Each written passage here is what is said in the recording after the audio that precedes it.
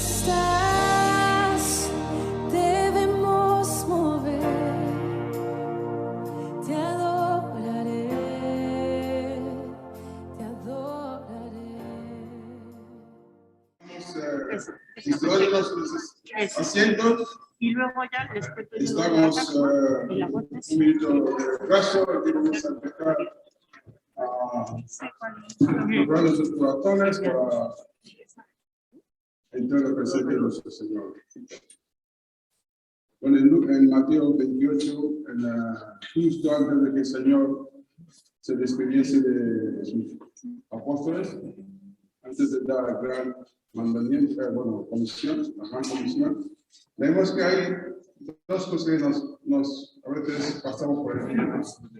Primero, el Señor dice, se acercó y habló diciendo, toda potestad es dada en el cielo y en la tierra.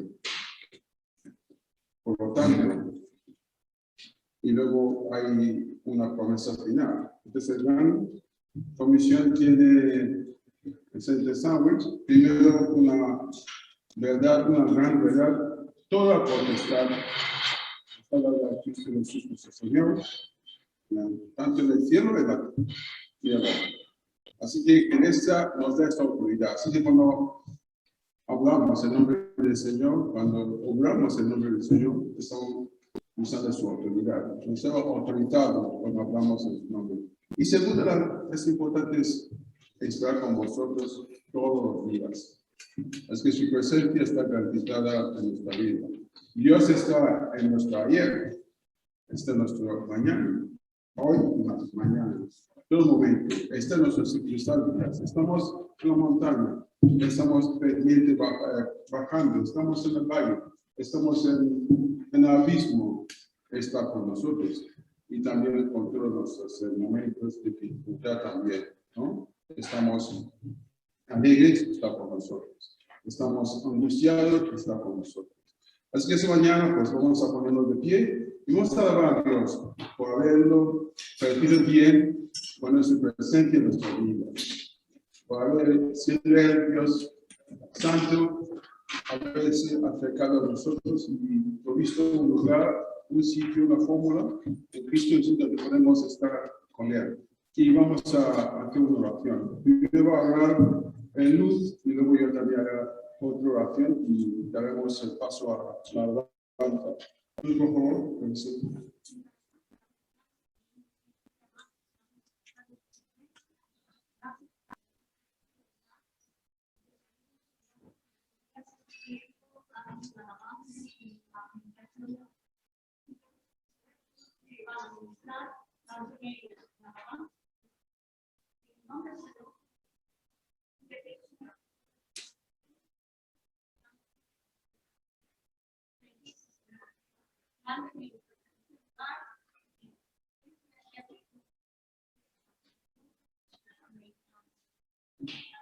amén. Señor, te aclamamos como señores y señoras y queremos que tú recibas ese culto, Señor, nuevo con libertad y que todo lo que hagamos aquí sea para tu gloria.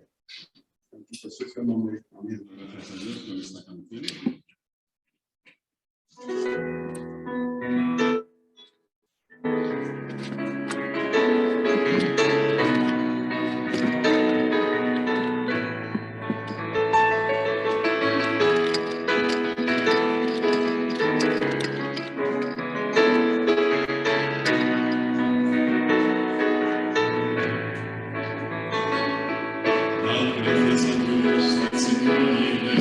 Señor,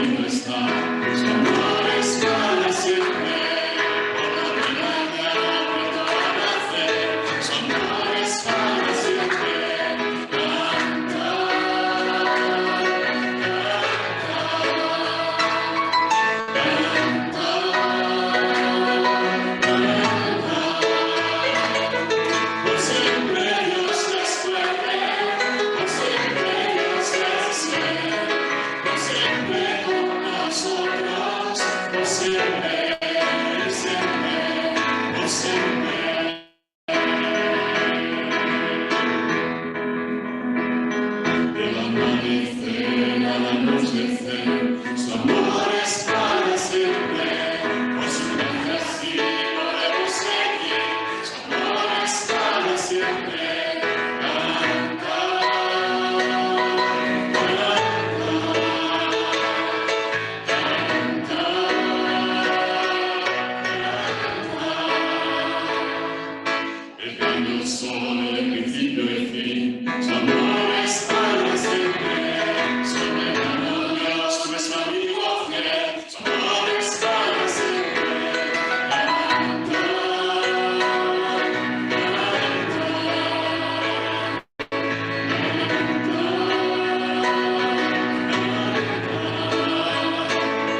Por siempre Dios es fuerte, por siempre Dios es fiel, por siempre con nosotros, por siempre, por siempre Dios es fuerte, por siempre Dios es fiel, por siempre con nosotros, por siempre, por siempre, por siempre.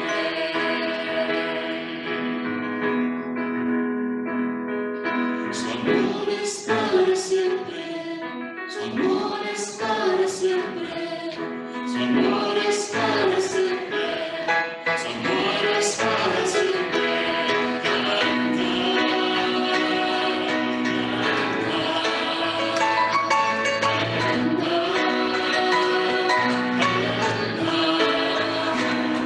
Por siempre Dios es fuerte, por siempre Dios es fiel.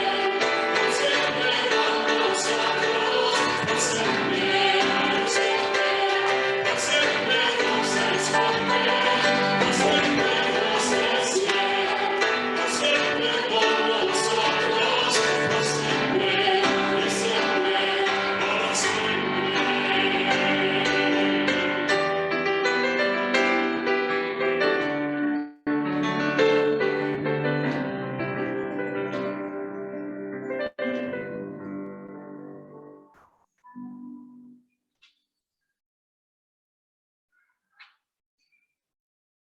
Esta semana estaba yo repasando un versículo que estoy intentando memorizar y lo tengo casi. Pero porque me di cuenta cuando comparé después con lo verdadero, lo escrito, que había una palabra que había cambiado. Y la verdad es que me di cuenta que también es una palabra muy importante. En Filipenses 2:9 dice, por lo cual Dios le exaltó a Jesús hasta lo sumo y le confirió, y yo dije, un nombre que es sobre todo nombre. Y luego, cuando leí el texto, me di cuenta que no es un nombre, es el nombre que es sobre todo nombre. El nombre de Jesús, su gloria y su valor no son cosas comparables con nadie ni nada más. Y el salmista también refleja esto cuando dice en el Salmo 16:2, oh alma mía, dijiste a Jehová, tú eres mi Señor. No hay bien para mí fuera de ti. Y espero que esta canción que vamos a cantar nos ayude a recordar estas cosas tan importantes, de que no hay nada ni nadie que se pueda comparar.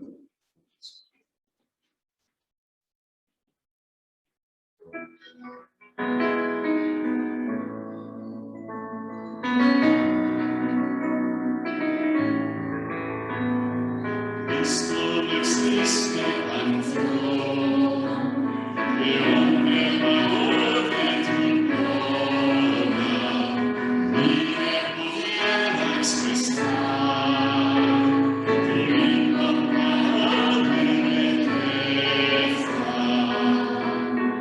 Eres incomparable, Cristo te amamos, te adoramos, incomparable, Cristo te amamos, te adoramos,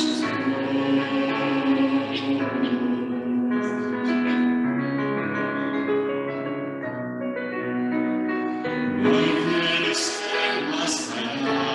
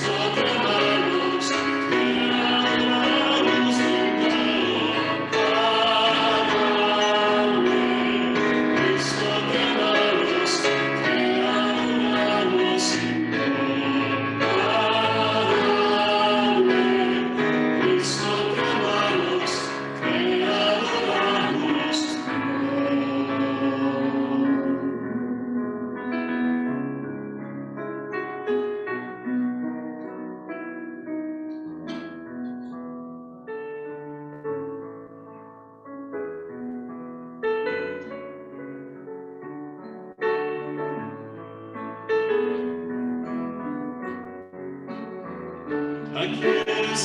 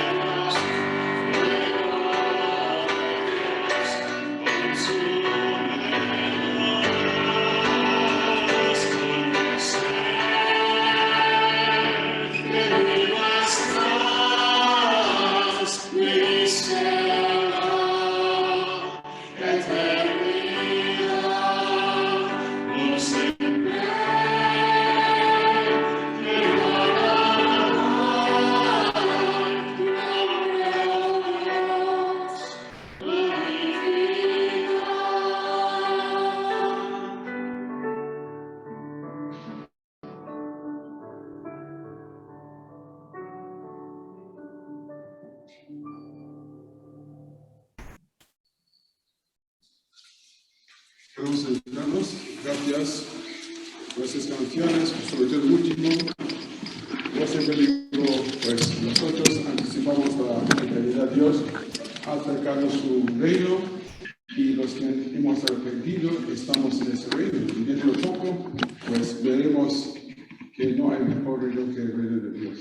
Ahora, gracias una vez más, el grupo de alabanza, y vamos a pedir a los chavales, chicos, que podéis subirse a la banderilla y estará ahí hasta que el profesor esté con vosotros.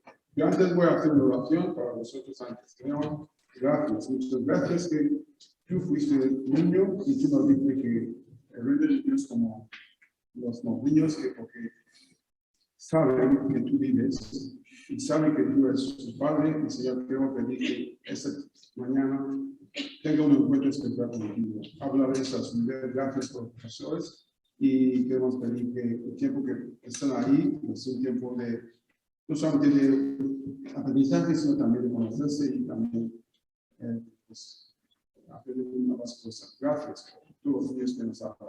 En el nombre de Cristo Jesús. Amén. Podéis subir y esperar ahí hasta que el profesor esté con vosotros.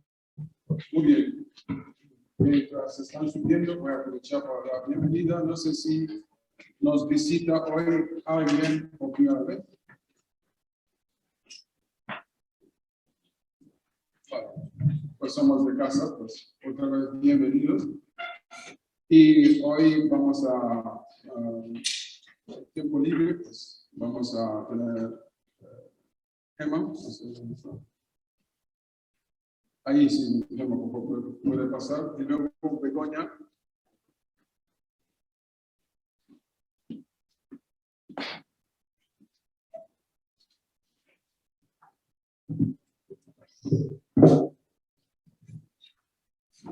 No sé si me oís bien, tengo que bajar esto. Pues, bueno, llevaba varios domingos queriendo compartir algo, pero los poquitos son por flautas, no ha sido posible, entonces, bueno, pues aprovecho el día de hoy. Entonces, me gustaría que leyéramos un par de versículos, Filipenses 1, del 12 al 14.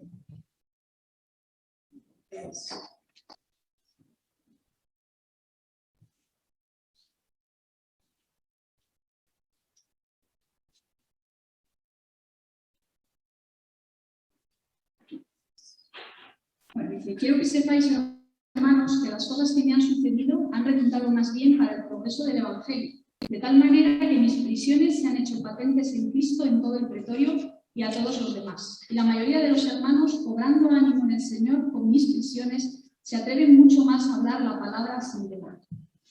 Cuando leí estos versículos me venía algo a la cabeza, y es que el Evangelio que tenemos es un Evangelio que está lleno de paradojas.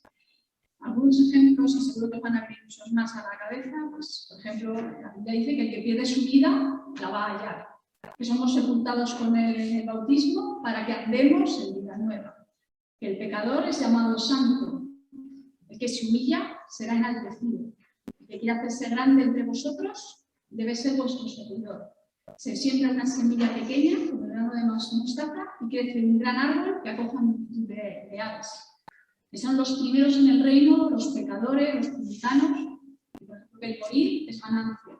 Hay muchísimas paradojas en la Biblia. Y en este versículo, pues me llama mucho la atención cómo los cristianos se animaron al ver que Pablo estaba en prisión y hablaban la palabra del Señor sin temor. Es también una cosa bastante contradictoria, ¿no? Lo lógico hubiera sido que tuviera muchísimo más temor, porque si habían cogido a Pablo y lo habían metido en la cárcel, pues cualquiera de ellos podría ser también cogido y metido en la cárcel, y por lo tanto tendrían unas consecuencias el predicar el Evangelio, ¿no?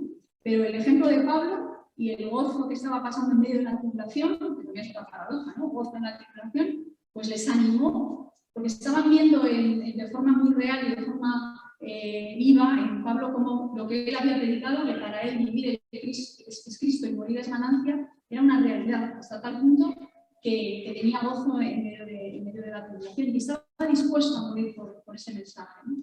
Entonces, es curioso por eso, porque el Evangelio que predicamos está lleno de otra paradoja, ¿no? Que la tribulación va a debería producir en nosotros gozo, denuedo y valentía a hablar de Cristo, ¿no?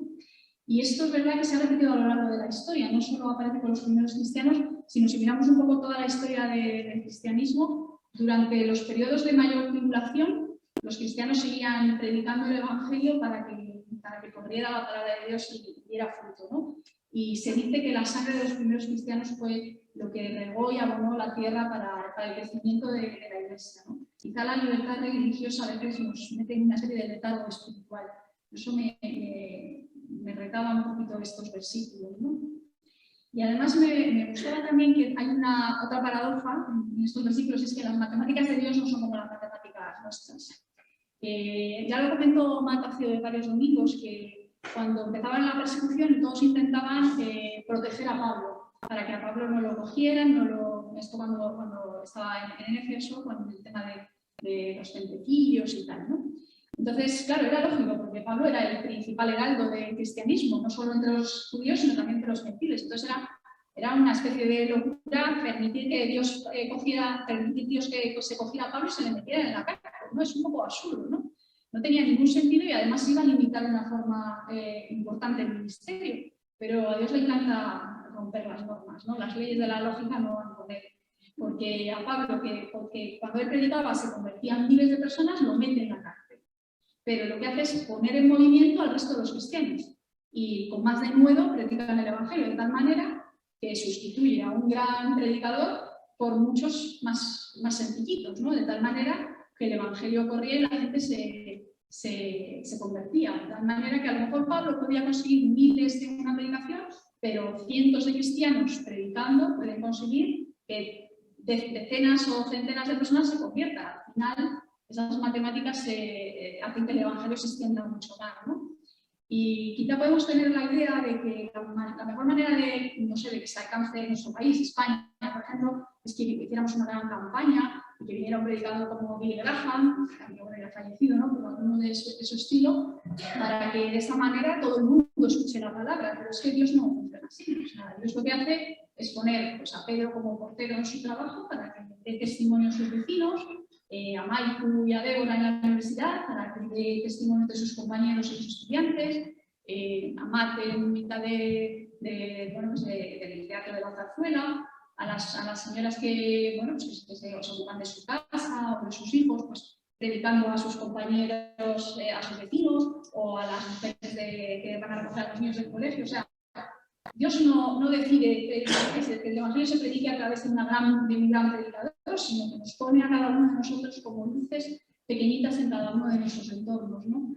Y yo creo que es muy importante que tengamos esto en mente, porque es una responsabilidad que tenemos, ¿no? De ese testimonio en nuestro entorno particular. No hace falta que nos embarquemos en grandes campañas, aunque esté bien en algunos momentos, pero tenemos que ser fieles en lo poco, para que es nuestro sitio personal, ¿no? Y bueno, pues es cierto que ahora está muy de moda lo de tolerar las ideas de los demás, pero yo creo que hay que tolerar a la gente, pero las ideas equivocadas hay que corregirlas. Y hay mucha gente que va a caminar al infierno porque no cree en el Evangelio. Y nuestra responsabilidad es corregirlo, ¿no? Yo creo que tenemos que estar atentos para descubrir las ocasiones en las que compartir nuestra fe y estar preparados para la acción, como estuvieron los cristianos cuando Pablo fue metido en prisión, ¿no? Estuvieron preparados para compartir con denuedo y con valentía. Espero que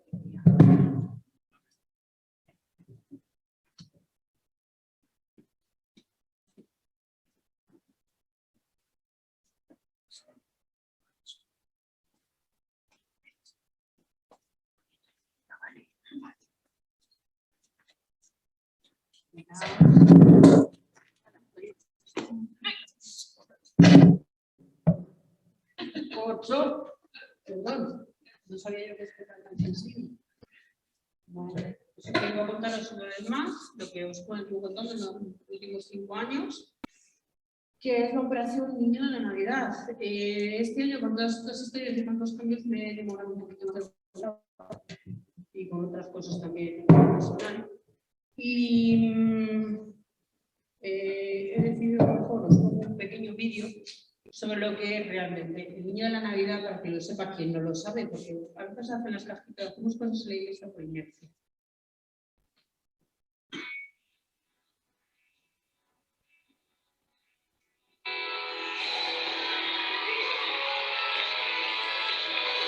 El Niño de la Navidad es un proyecto global que vamos a muchos países en los que buscamos a niños necesitados y les damos una cajita llena de regalos para sacarles una sonrisa. No se puede imaginar que cuando llega al lugar es muy divertido ver las reacciones. Algunos bailan, no saben qué hacer. Cuando se empiezan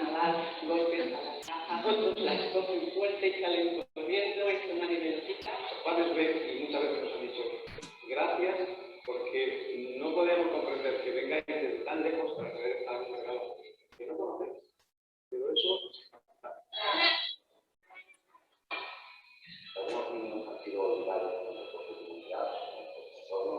Imaginar, está allí entre el cielo y tierra y casas de barro, jaimas de tela, no tienen acceso ni a juguetes, ni a caramelos. Son niños que no conocen el concepto de regalo, que tú le das algo y es solo para ellos y nada más. Y de repente sienten que alguien desinteresadamente ha pensado en ellos y les ha preparado el regalo. Tu casa es de gran valor porque llegará a las manos de un niño que la necesita. Si tú haces tu casa, sabes que va a llegar a las manos de un niño. Si no la haces, ese niño no va a recibir esa casa. Y realmente impacta la vida de ese niño de por sí.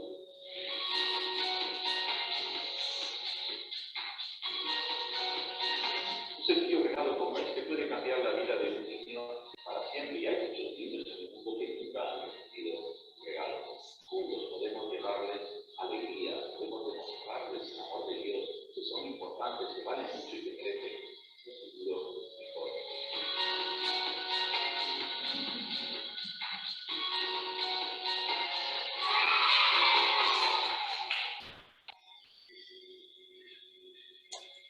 Este vídeo es un poco antiguo, pero bueno, viene a mostrar un poquito la realidad de lo que estamos, de lo que estoy presentando, ¿no? La realidad de que impacta a un niño, y dice un niño que impacta a su padre, a su madre, a todos sus hermanos, y todo lo que en muchos sitios no es posible hablar del Señor porque son musulmanes, incluso ellos mismos lo agradecen muchísimo y profundamente. Para los que me preguntáis siempre, vuelve al Sahara, como todos los años, ¿vale? Es como una especie de relación de amor postergada, con Marruecos fue en su tiempo territorio español, y la zona subsahariana es la pobre y decrépita de todo, lo de jugar en las dunas es internacional, no es África solo. Y para estos niños me vais a decir, joven, pues que una caja, ¿qué le pongo en la caja? Pues mirad, voy a contar rápido, fácil y muy sencillo, ¿vale? Que nadie piense que hace falta un cajón con todo. No, una caja, las normales, las que tal, a unos 50, aquí las tenéis, no hay problema. Si alguien no quiere dedicarse a correr casas. Una prenda de calor, porque el desierto por la noche hace mucho frío. Hay que le puede poner unas gafas de sol, pero no se molesta. Fundamental. Juguetes. Esto es para niños. Aunque parezca mentira, esto es para niños. O sea, las cosas más tontas del mundo son para, pues eso. Higiene. Jabón. Peine. Porque va a buscar y estos niños no se peinan peine normal. Una toallita. Cepillos de dientes. Nuestros paquetitos suelen costar poco donde los compramos. A veces vamos a bendecir a toda la familia. A veces vamos a bendecir a un niño en un orfanato, para que tengan cepillos de dientes para 3, 4, 5 años. Algunos los esconden incluso para que les duren mucho. Hay muchos testimonios muy bonitos, no los puedo poner todos, pues lo tengo este ratito. Un cuaderno, en este caso mascarillas, porque aunque nosotros estemos protegidos, el resto del mundo sigue mal a este nivel. Excelente. Y luego, pues material escolar. Hay boli, lapicero, gomas, sacapuntas. Realmente no hace falta mucho más para hacer feliz a un niño. Realmente al final, juguetes y cosas básicas. Y un donativo de 7 euros para que esto pueda hacer el viaje. Se puede hacer con transferencia bancaria. Se puede hacer incluso por Bizum este año. O sea, más facilidades no os pueden poner. Son 7 euros. Otras cosas que me suelen preguntar. Quien no le dé tiempo porque ve que se le muere el tiempo, ¿nos puedes poner la web? Gracias. En la web ellos ya hace un par de años lo hice, ahora lo prepararon, pero es que hay una, os vais a inicio, como digo yo, como dice la profesora en los cursos, os vais a las 3 rayitas, y os vais a inicio, ¿vale?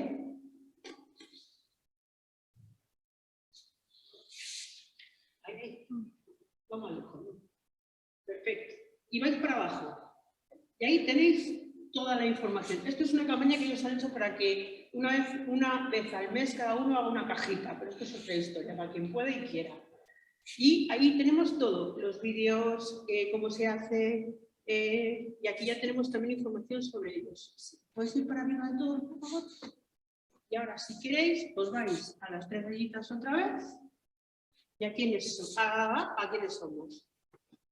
Vale, ahí tenéis Operación Decisión Samaritan Purse, que es la organización a nivel internacional que aquí en España trabaja con Decisión, ¿vale? Que es que se ha hecho cargo del proyecto. Y luego cajitas online y cómo preparar tus cajitas. Cajitas online, pues quien quiera hacerla online son 26 euros. Si veis que os apura mucho el tema, lo podéis hacer por aquí. No sé si se puede pagar por Bizum, porque ese detalle ya... Pero bueno, niños, niñas, prepara tus cajitas, colabora, significa que hay voluntariado para preparar todo esto, hay que revisarlo, rellenarlo si falta algo, si hay que quitar algo, se quita, etc. Y como veis se puede donar también. Ya solo os puedo decir que si queréis meteros en algo más, pues simplemente os metéis donde queráis, es muy sencillo, operación niños de la Navidad.org. Y ya está. Os espero todos con las cajitas, os comento rápidamente, os las recojo yo si queréis aquí, si queréis en la iglesia, pues yo un par de días que ya avisaré cuáles son, para que podáis llevarlos a la iglesia y estén unas horas ahí esperando. Perdón, para que le venga mejor. ¿De acuerdo? Gracias. Bueno, las cajitas las pongo aquí para que las quiera. Material.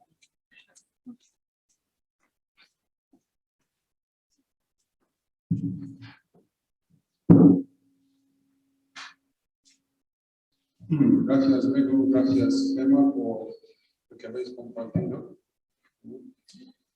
La verdad que puede venir bien antes de entrar a la mesa.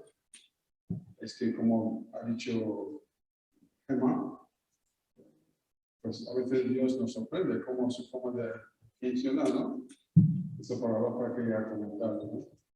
Y hoy, su propuesta antes de la mesa es de que Dios no desaprovecha tu sufrimiento, no desaprovecha tu situación mala, no desaprovecha, no hay desperdicio con el Señor.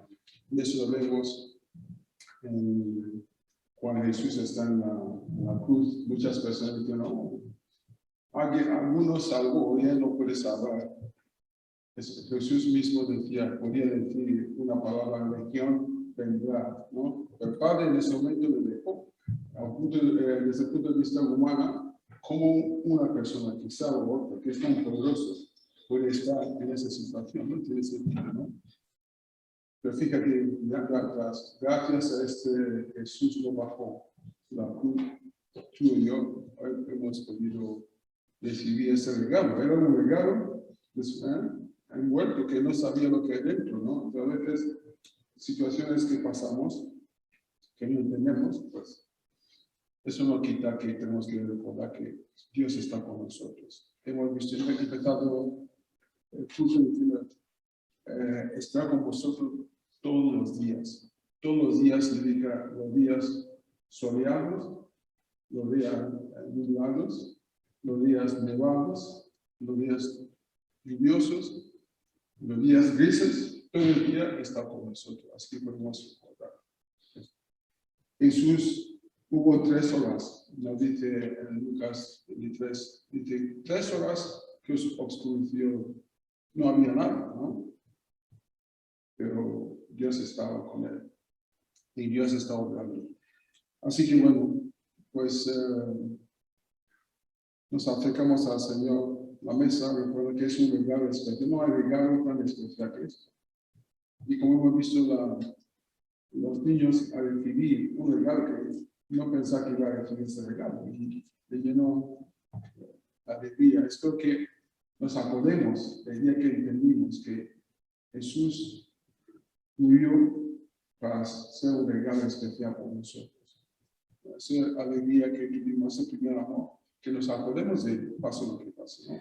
Y al acercarnos, queremos dar gracias, queremos decir, Señor, gracias que tú pensaste en mí y que te estamos preparando regalo. Hay que pensar, anticipar esa situación. No solamente esto, tomar decisión, hay que prepararlo. Y eso el Padre dijo antes de la fundación del mundo. Vieron que nosotros no vamos a fracasar. ¿Cómo dar una libertad total a personas imperfectas? Seguramente lo va a guiar. El Señor, anticipando esto, pues digo, bueno, eso va a pasar. Y eso que vamos a hacer. Y eso es lo que celebramos hoy. Así que gracias, Señor, por haber pensado en nosotros y otros que todavía no han decidido de dar. Así que nuestra vida como ha dicho bien, ha dicho Gemma, que podemos hacer ese enlace, ese canal, que se también puede hacer que otro vea que tienen un legado. Voy a orar por... Cada uno tenemos el capítulo así voy a orar, y mientras se está tocando la alabanza, vamos a tomar la oración.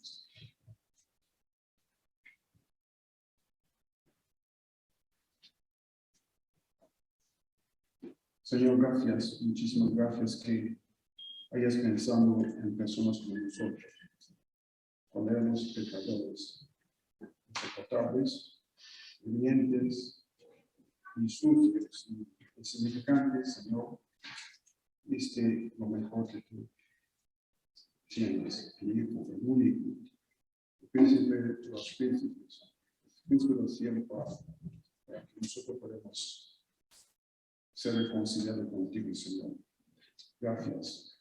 Señor, no queremos desperdiciar ese regalo, pedimos perdón, ayúdanos a recordar cada día el valor de lo que tenemos, y también que nuestra vida puede reflejar una vida de gratitud, una vida diferente, una vida de, propósito de vida, una vida de gozo, que no depende de nuestra situación, para que otros vean que tú estás en nuestra vida. Señor, gracias por los vecinos, los amigos, los familiares que todavía no te conocen, y pedimos, Señor, que de alguna forma podamos ser canales poderosos y efectivos para que ellos también te conozcan. Gracias, Señor, por todo en el nombre de Cristo Jesús. Amén.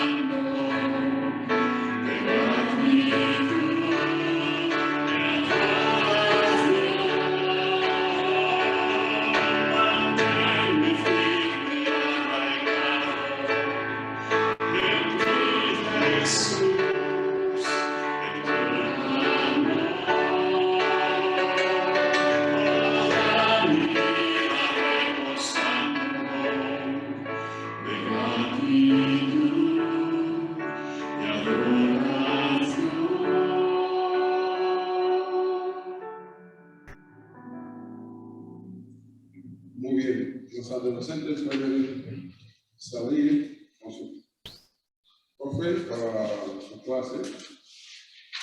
Bueno, también es momento de ofrenda.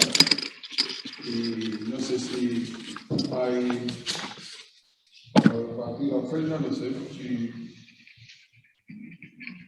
estaba ahí. Vale.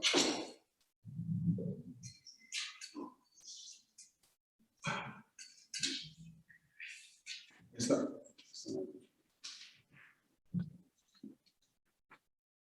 Bueno, uno de vosotros puede orar por la ofrenda.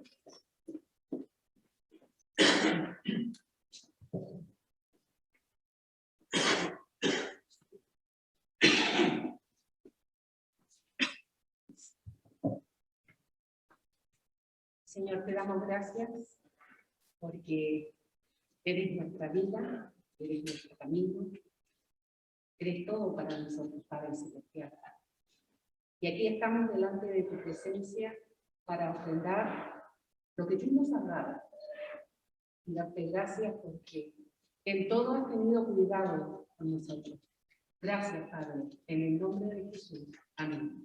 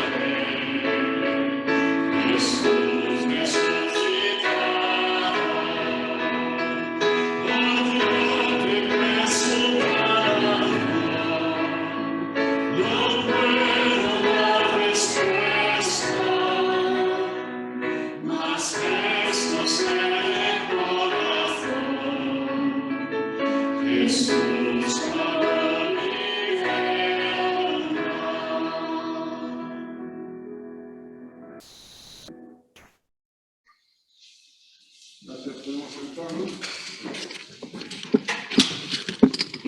Estamos hablando de la palabra, de la verdad, ¿no? La palabra hablada por el mundo. Y la palabra también escrita para que tengamos constancia. Y también la palabra personificada de nuestro Señor Jesús que vino para que podamos ver cómo es. Y también tenemos la palabra predicada. Hoy toca la palabra predicada a este momento. Y estamos sobre 19 y 30 de la exposición de tus palabras alumbra. Hacer entender a los sencillos, a los simples. Así que hoy toca Ismael, por favor, puedes pasar. Y vamos a dar gracias al Señor por lo que ha puesto en tu corazón y que el Espíritu pues hable con ellas palabras. Y que podamos también entender, lo más importante es entendernos nueva, poner nosotros a creer, que también va a hacer. Y y nosotros pagamos todo el imperio, porque hemos visto, sabemos que pagar la deuda y queremos ser un reflejo de su amor. Vamos a orar. Gracias, Señor, que solamente por instancias de dejar palabras, sino también a los expositores de tu palabra. Señor, gracias por la vida de Ismael. Gracias por el día que has puesto en su mente y su corazón.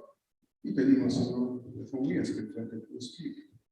Use estas palabras, revista con poder, para que nos llegue el corazón y penetre nuestro entendimiento y mueva nuestra voluntad para hacerlo. Señor, que no queremos ser solamente oidores de tu palabra, queremos ser hacedores. Gracias por ese tiempo y bendice a Ismael y bendícenos a nosotros también. En tu precioso nombre. Amén. Buenos días a todos. Pues me sentí algo sorprendido al ver que me tocaba predicar sobre hechos y especialmente al ver que continúan las predicaciones sobre hechos, porque el libro de hechos continúa. Y la sorpresa venía porque realmente, hasta el punto que hemos llegado, sería el punto ideal para que el libro hubiera terminado. Porque en ese punto es donde ya se habría dado por cubierto el propósito del libro y además se habría hecho con la misma forma que se ha venido haciendo en cada uno de los capítulos que hemos estudiado. Hemos ido viendo una serie de discursos, de una serie de predicaciones públicas en las que se ha hecho una defensa del Evangelio ante diversos enemigos, ante diversos ataques, y en todos ellos ha quedado probada la victoria del mensaje del Evangelio sobre todos esos enemigos. Estaríamos ante un final perfecto, pero el libro continúa e inicia hoy una sección que, digo, me llama la atención el que continúe, porque en esta nueva sección y última no vamos a encontrar nada de todo esto que hemos venido viendo hasta ahora. No vamos a encontrar esta defensa del Evangelio, no vamos a encontrar esta forma de defenderlo a través de predicaciones públicas y vamos a encontrar cosas muy diferentes. Y además, esta última parte, en un libro en el que la primera parte son unos 19 capítulos, esta parte final son 9 capítulos, que es prácticamente un tercio del libro. Y eso nos lanza claramente el mensaje de que, aunque diferente, es importante y algo tendrá de especial cuando el autor ha dedicado un tercio del libro a esta última sección. Entonces, antes de adentrarnos en el texto de hoy, vamos a ver un poco una vista de pájaro en qué consiste esta sección final que desde hoy, pues en diferentes predicaciones, vamos a cubrir. Y la vamos a ver a vista de pájaro, a modo de introducción, en comparación con la otra parte que ya hemos completado. Hemos visto hasta ahora cómo se acusaba a Jesús y a su mensaje. Y ahora vamos a ver cómo el acusado es Pablo. Hemos visto referencias al ataque ya consumado contra Jesús, que llegó hasta su muerte, y ahora vamos a ver amenazas de ataques que se quieren realizar contra Pablo y que todavía no han sido consumados. Y Pablo, ante estas acusaciones y ante estos intentos de ataque, si veíamos que anteriormente lo que hacía era defender a la persona y a la obra de Cristo, ahora se va a defender a sí mismo y su ministerio. Además, si la defensa que hasta ahora hacía del Evangelio era mediante estos discursos ante multitudes, ahora lo va a hacer mediante alegatos de estructura legal en tribunales. Y por supuesto, si hasta ahora utilizaba términos de tipo doctrinal o teológico, palabras, resurrección, perdón, ahora va a utilizar terminología legal y muy distante y muy diferente a la terminología bíblica. En definitiva, hasta ahora hemos visto en el libro una defensa de Jesús y a partir de ahora vamos a ver una defensa de Pablo. Y claro, surge la pregunta, ¿por qué cambia el propósito? ¿Por qué cambia el estilo? ¿Por qué surge este objetivo de defenderse Pablo a sí mismo en lugar de defender el Evangelio? Vamos a responderlo, pero antes vamos a ver algunos ejemplos de estos puntos que he mencionado. Lo vemos muy rápido porque son temas que van a ir apareciendo en las predicaciones de los próximos días hasta el final del libro. Decíamos que vamos a encontrar acusaciones a Pablo, acusaciones que van a venir de diferentes grupos. Acusaciones de los judíos que le acusarán de no cumplir con la ley, de profanar el templo. Acusaciones de cualquier persona que le acusa de querer enriquecerse. Incluso se le va a acusar de ser un agitador revolucionario, casi que está preparando golpes de Estado. Leeremos frases como que este hombre, que por todas partes enseña a todos en contra del pueblo, en contra de la Torá y en contra de este lugar, en relación al templo, ha introducido a los gentiles en el templo y ha contaminado este lugar santo. ¿No eres tú aquel egipcio que provocó una sedición y sacaste al desierto a 4.000 bandidos? Todo esto en relación a Pablo, que es el que va a recibir las acusaciones en esta última sección. Además, estas amenazas que decimos que con Cristo en la primera sección ya eran culminadas hasta su muerte, aquí se van a lanzar como algo para realizar. Intentaban matarlo. Le gritaban, mátalo, quita de la tierra a este hombre, no puede seguir viviendo. Recordemos siempre a Pablo. Más de 40 judíos prometieron no comer ni beber hasta matarlo. De hecho, incluso contrataron a un acusador profesional, una especie como de investigador, abogado del momento, que era de los mejores para acusar a alguien ante un tribunal, y le contrataron para que acusara a Pablo ante un tribunal. Tértulo se llama, y lo veremos en próximas semanas. Se prepararon para matarle en el camino. Y decimos que Pablo se va a defender ante todas estas acusaciones y ante todos estos intentos de acabar con su vida. Y se va a defender ante judíos, ante la misma Roma y ante la propia Iglesia. Y con esto va a cubrir una defensa ante los que eran la autoridad religiosa, como los judíos, ante los que eran la autoridad civil, como son los romanos, y ante la autoridad moral, que es la Iglesia. Claro, él va a adaptar su defensa en función del grupo al que hable. Evidentemente, ante la autoridad civil va a ser un discurso mucho más con terminología legal y siguiendo un procedimiento legal.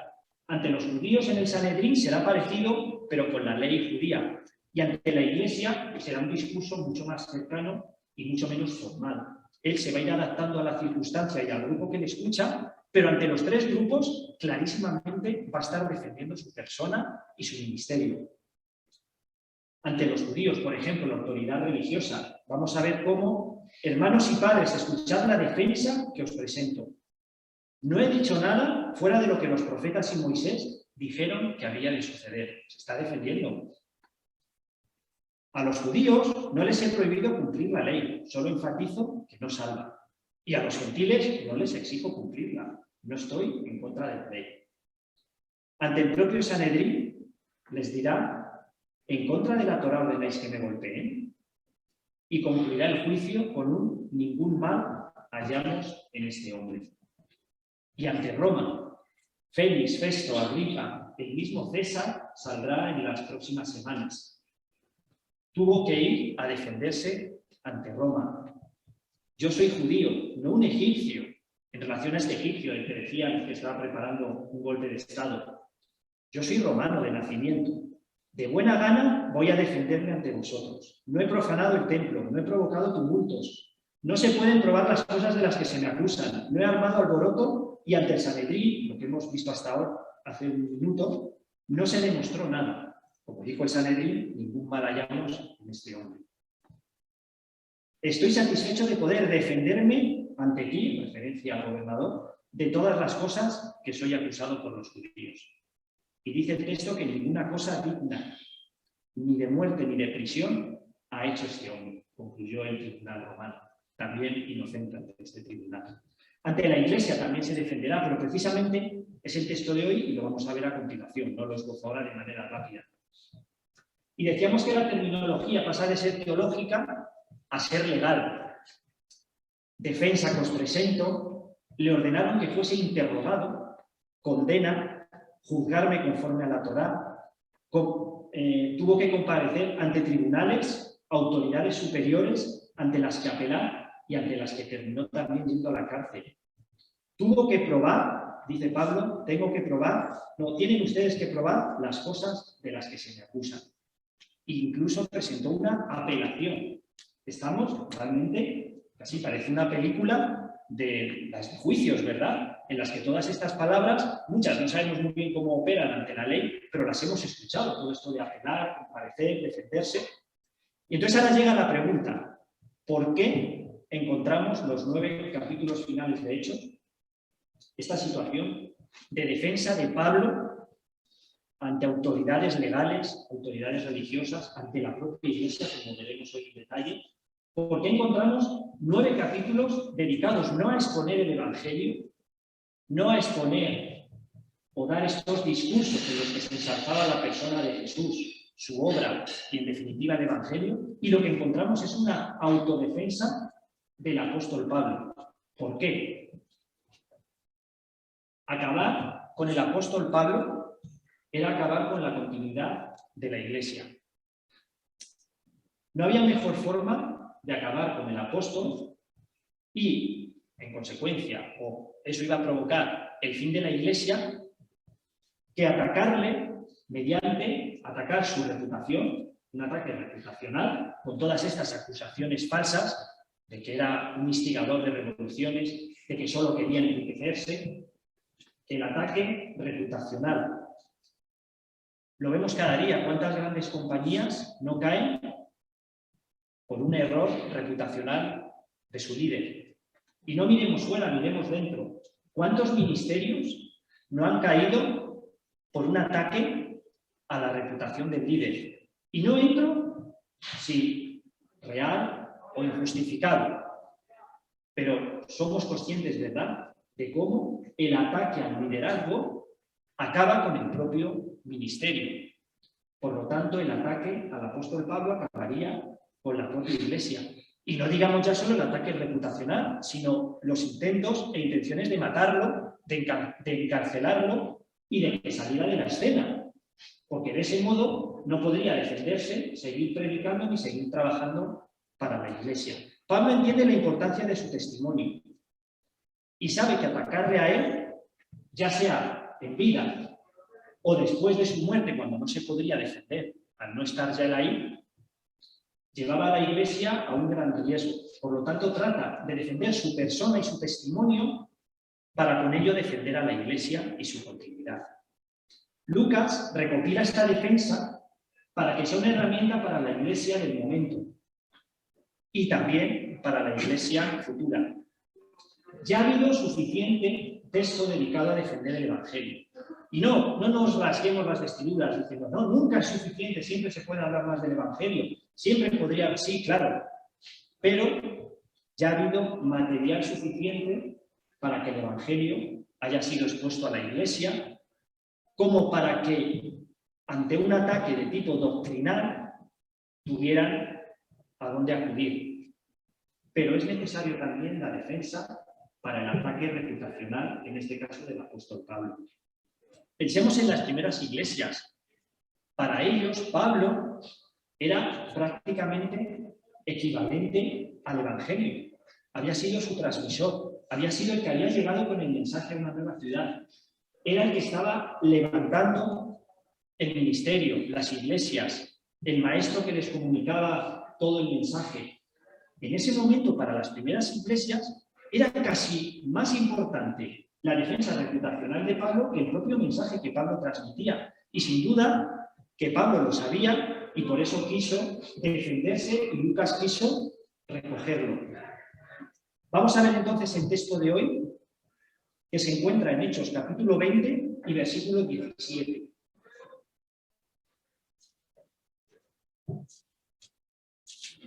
Voy a leer yo Hechos 20, 17 hasta el 38.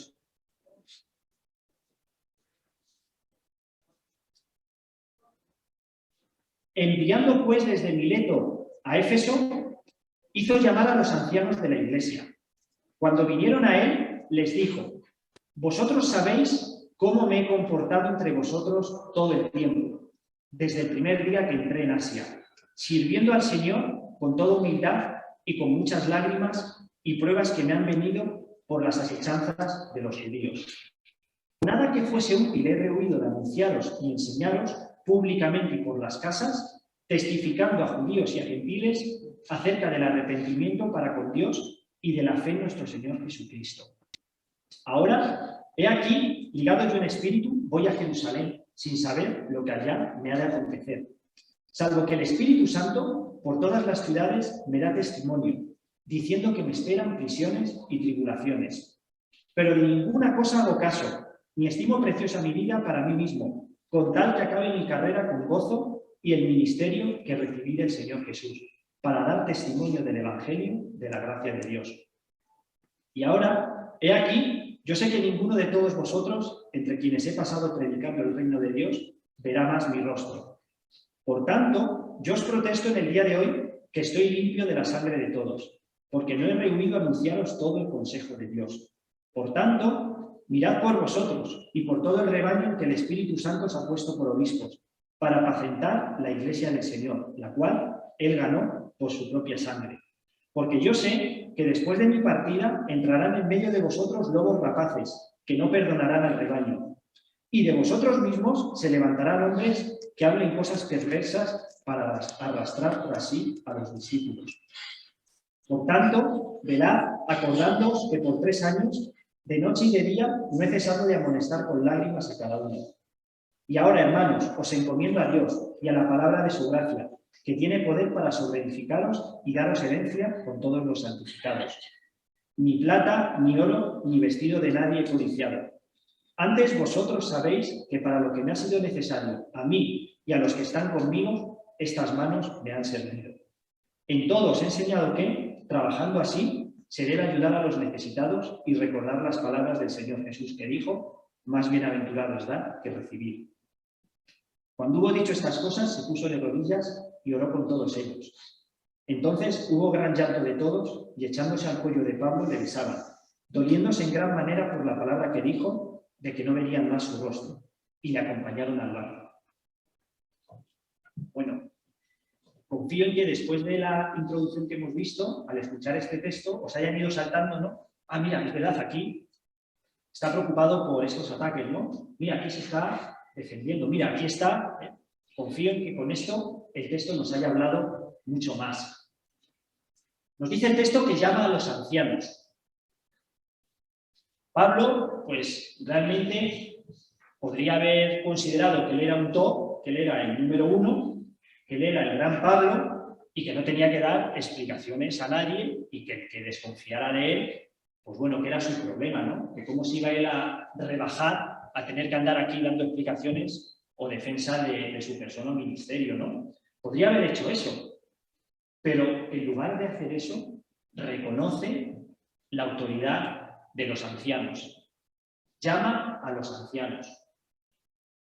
Reconoce que tiene que tener un tiempo con ellos para exponer esta defensa que es necesaria.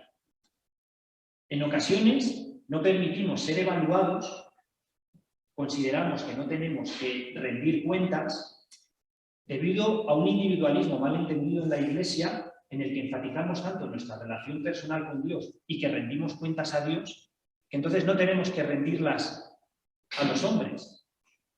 Eso podría haber pensado Pablo y creo también que es algo que podemos pensar nosotros en muchas ocasiones. También podría haber pensado, como he dicho, que está a otro nivel y que den cuentas otros. Yo no.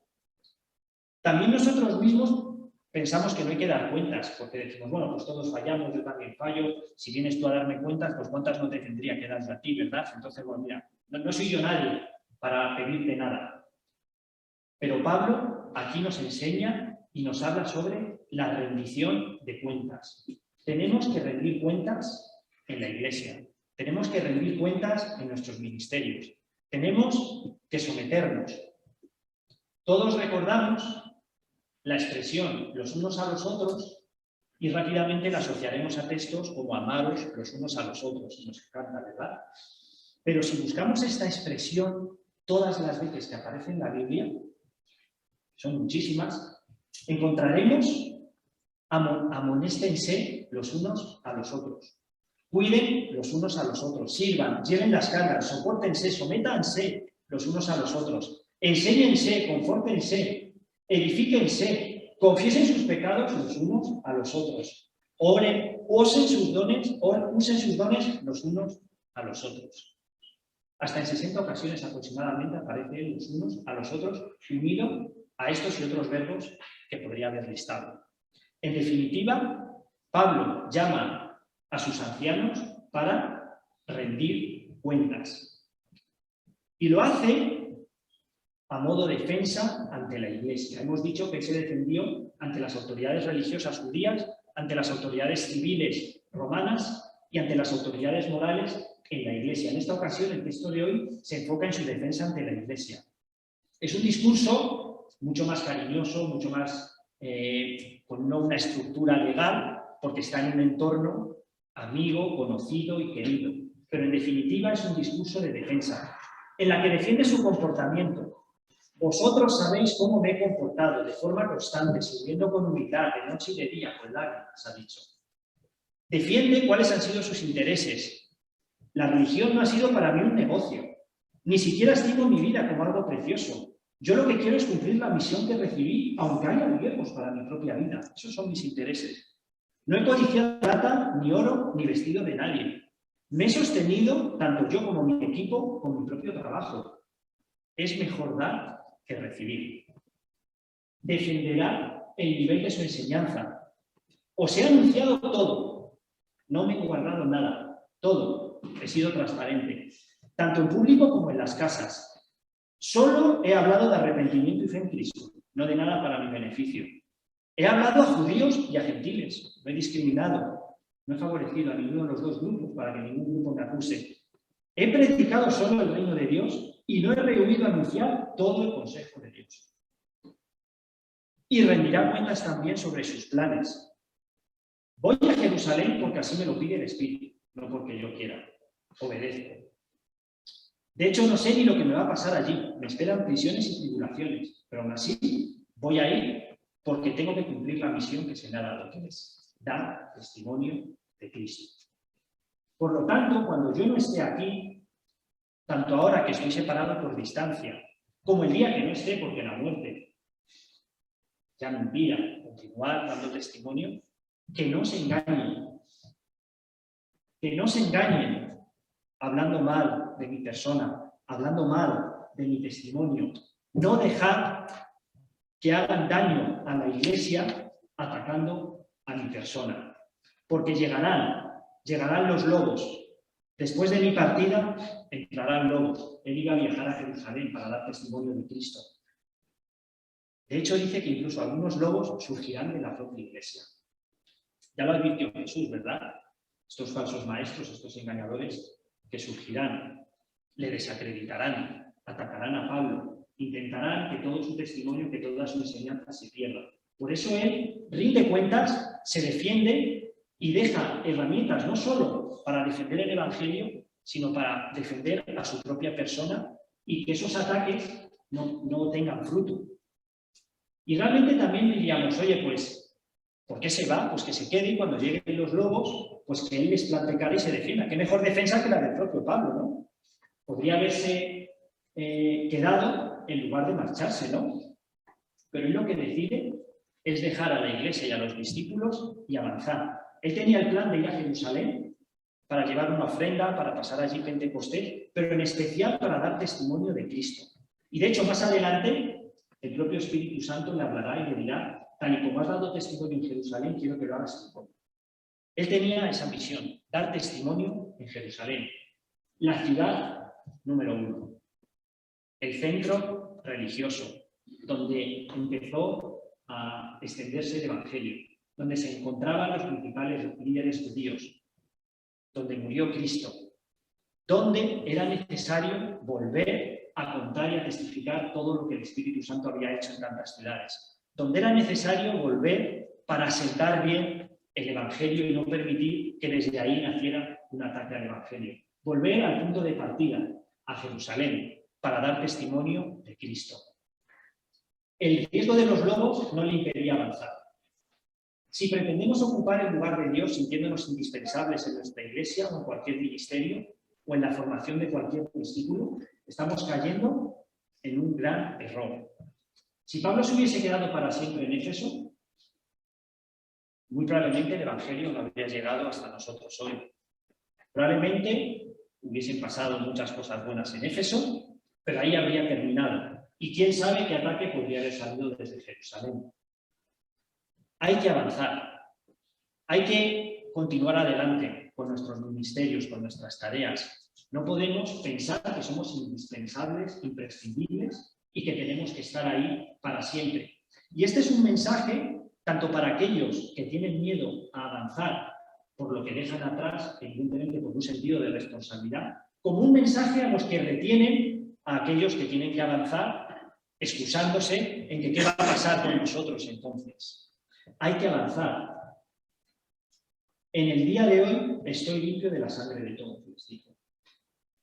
No nos hagamos chantaje en la iglesia, como que todavía no ha terminado tu labor, como que tienes que estar ahí hasta el final. Estoy limpio de la sangre de todos, dice Pablo. Yo he estado aquí ya trabajando, os he anunciado todo el consejo de Dios, todo el mensaje.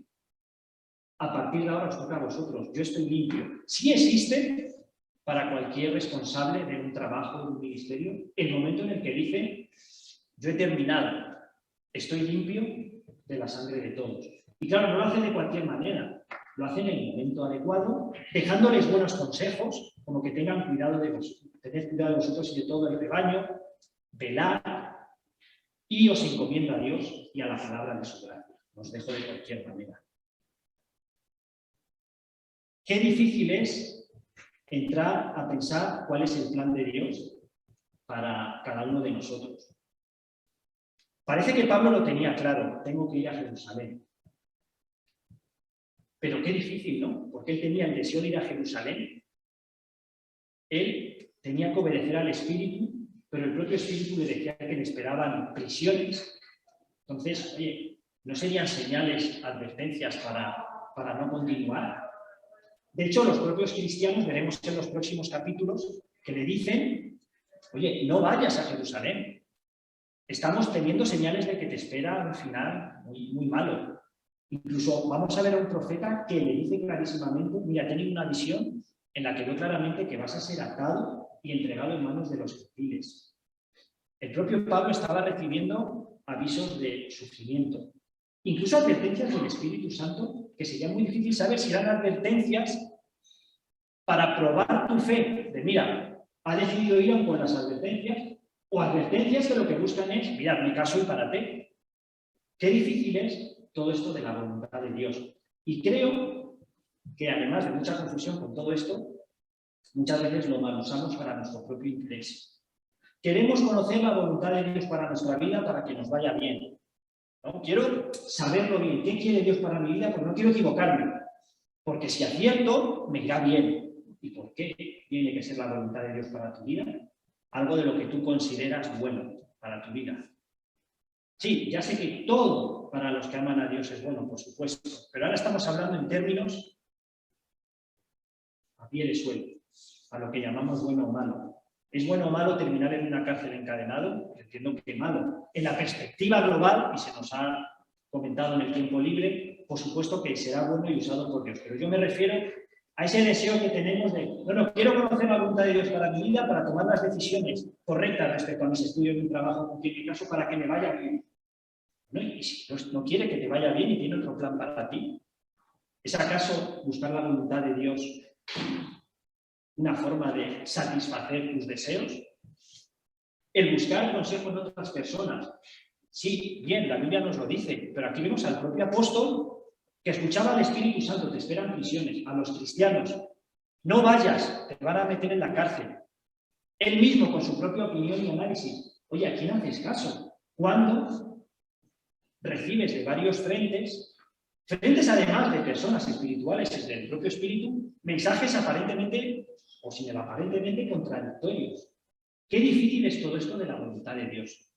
Qué difícil es poder afirmar con rotundidad que has encontrado la voluntad de Dios para tu vida, ¿no? Seamos cuidadosos con forzar situaciones y buscar respuestas claras sobre la voluntad de Dios para nuestra vida, o lo que Dios nos dice, o lo que otros nos dicen porque Dios les ha dicho que nos lo digan. Muy difícil. La Iglesia siempre ha estado bajo ataque. No pensemos que los tiempos actuales son siempre los peores y que estamos viviendo siempre el peor momento de todo. Siempre estamos en el peor momento para la Iglesia.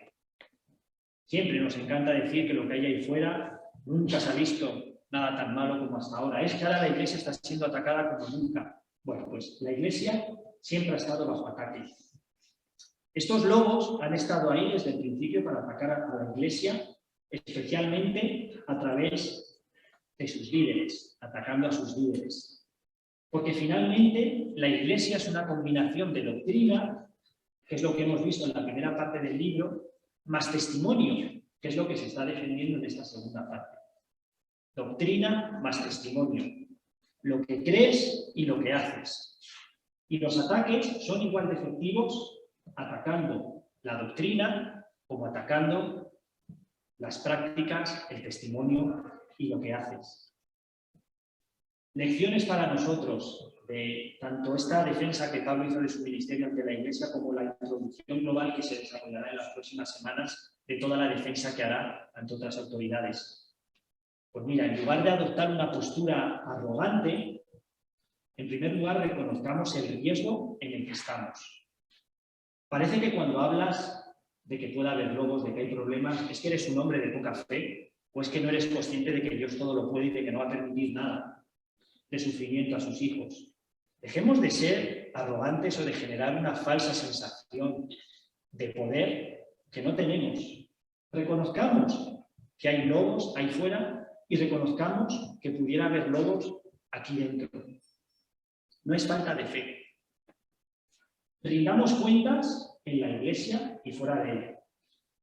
Tanto de lo que creemos, por nuestra apología, como de lo que hacemos, por nuestro testimonio. Rindámonos cuenta los unos a los otros. Respetemos a las autoridades que tenemos en nuestra Iglesia, nuestros ancianos. Rindamos cuentas los unos a los otros. Que el miedo a los lobos no nos impida avanzar a otro lugar o a otro ministerio. No nos dejemos tampoco bloquear por todo lo que tenemos que hacer. Hay muchísimo que hacer, que sin duda nos impide mirar a otro lugar, a otro ministerio, a otra responsabilidad. Pero no nos dejemos bloquear y que eso nos impida avanzar. Y seamos también muy cuidadosos cuando hablamos del plan de Dios o lo que el Espíritu nos está diciendo. Seamos cuidadosos porque no es tan sencillo como para poder afirmar que has encontrado la voluntad de Dios para tu vida o para un tema en concreto. Es muy difícil. Dice el texto que hubo un gran llanto y que echados al cuello le besaban, doliéndose en gran manera por no volver a verlo. Qué tristes son las despedidas, ¿verdad? Y además, a veces nos pasa en la Iglesia, tenemos siempre más bendición que la gente que no está en la Iglesia porque tenemos muchas cosas buenas, pero tenemos también doble sufrimiento a veces, ¿no? Porque adicional a las despedidas que toda la gente en el mundo tiene que pasar, nosotros en la Iglesia pasamos por despedidas extras o adicionales, ¿no? La despedida de un misionero que vuelve a su país después de un tiempo de servicio en el nuestro, ¿no? En nuestra Iglesia. La despedida de personas que cambian de iglesia porque se trasladan de ciudad, porque se casan con una persona de otra iglesia, cambian de domicilio o simplemente quieren cambiar de iglesia, ¿no? Vivimos también despedidas. Y son tristes las despedidas, ¿verdad? Habrá pocos que digan me gustan las despedidas, ¿no? Más bien suele ser lo contrario, ¿no? Y como estos que lloraban echados al cuello de Pablo, ¿no? Pues hoy podemos recordar ante las despedidas de aquellos que avanzan, de aquellos que van a otro lugar porque tienen una misión que cumplir, pues que tenemos la esperanza de volver a verlos. La esperanza que hemos recibido es la de juntarnos un día todos, la de volver a vernos. Tanto aquellos de los que te despides en términos temporales, porque van a otro lugar durante un tiempo, como aquellos de los que te despides para siempre, porque la muerte te separa de ellos. La esperanza es volver a vernos. Quizás la única parte del texto que podría tener algo de matización, entendiéndola es correcta, por supuesto, es aquellos que lloraban porque estaban seguros de que no volverían a ver a Pablo. Evidentemente, estaban pensando en términos terrenales, físicos, ¿no? Por supuesto. Pero a ellos se les podría decir, sí, de verdad, es cierto, no le vais a volver a ver aquí, en esta tierra actual, en este momento, pero recordad que un día le volveréis a ver. Y un día volveremos a ver a todos aquellos que nos han dejado. Y será porque frente a esos lobos está el pastor, aquel que prometió que de esas ovejas que le dio el Padre no perdería ninguna de ellas. Ese pastor que agrupa al rebaño mucho más grande del que vemos aquí a nuestro alrededor, y rebaño que cubre no solo este lugar y no solo este tiempo, sino todo tiempo y todo lugar. Por eso nuestra esperanza ante cualquier separación es que algún día volveremos a vernos y volveremos a estar juntos. Y es gracias al pastor.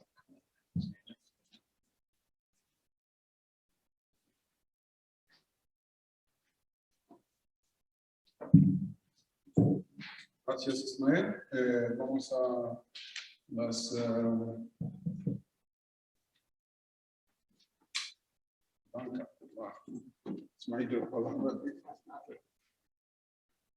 Bueno, muy buenos días. Muy rápido, dos cositas. Desde que nos reunimos en el hotel se ha dejado la transmisión por Zoom, pero sí se siguen grabando los cultos. Y los cultos se cuelgan en la página web, gracias al trabajo de Valentín. Todas las semanas tenemos el culto. Y hasta ahora se ha ido avisando por WhatsApp del momento en el que están disponibles los cultos. Pues esos mensajes ya se van a dejar de dar, simplemente para no hacer ruido en el grupo y para dejar hueco a las cosas realmente nuevas e importantes. Entonces os animo que a lo largo de la semana, cuando queráis ver un culto, simplemente entréis en la web y en la página de inicio vais a ver ya el culto del pasado domingo. Por regla general, el culto es el domingo y está disponible en la web a lo largo de la semana siguiente. Y por otra parte, esto sobre todo dirigido a los jóvenes, que sois los que más os movéis por las redes sociales. Jenny ha reactivado los canales de la Iglesia en Instagram y en Facebook. Así que os animo a compartir, a visitar y a darlo a conocer entre vuestros contactos. Y segundo anuncio, la semana pasada ya os conté que tenemos fecha para la fiesta de Navidad. Domingo 19 de diciembre, será aquí en el hotel, coincidiendo con el culto, y hay ya dos personas que están coordinando las distintas actividades, que son Maiku y David Galán. Hay grupos de la iglesia que van a preparar cositas, siempre tenemos a los niños que nos hacen alguna cosa especial, y la fiesta está abierta a todos podemos participar. Entonces, si algún grupo concreto, alguna persona quiere hacer algo ese día, adelante, que empiece a ponerse en marcha y que hable o con Maiku o con David Galán para organizar un poco el programa. Así que apuntadlo, domingo 19 de diciembre por la mañana, y también un momento estupendo para compartir con nuestros familiares, nuestros amigos, para invitarles a venir y que puedan conocer al Señor si aún no lo han hecho. Así que os animo a difundirlo. Muchas gracias. Bueno, nos ponemos aquí y vamos a escuchar. Sí, vamos a cantar. Vamos a cantar solamente el coro. Si podemos pasar a fonéticamente. Vale. Vamos a cantar ese coro juntos. Ya damos.